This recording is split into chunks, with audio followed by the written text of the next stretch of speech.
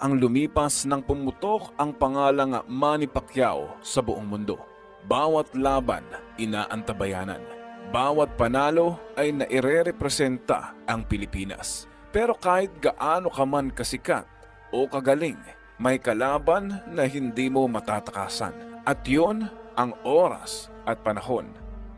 Mag-aapat na taon na siyang nawala sa kwadradong ring.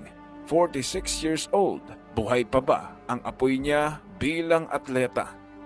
Sa kabilang banda ay isang boksingerong uhaw makilala, bata, malakas, gutom, Mario El Azteca Barrios.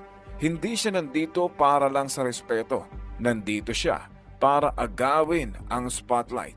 At para gawin yan, kailangan niyang pabagsakin ang isang alamat. I'm here, I'm ready, I'm the champion for a reason, and this is a huge fight, easily, it could be fight of the year. Hindi kailangan ni Manny ang laban na to pangdagdag karangalan.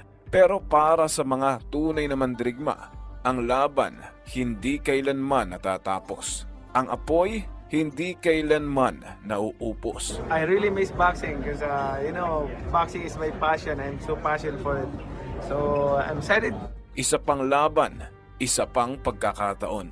May ibubuga pa ba si Pacquiao para sumabay sa bagong agos? I don't know, man. Manny might be able to pull something out here because he is that special. Yeah. And it's weird. I'm also going to be culpable because I'm going to sit there as we get close to this fight and be like, hey man, Manny might do it.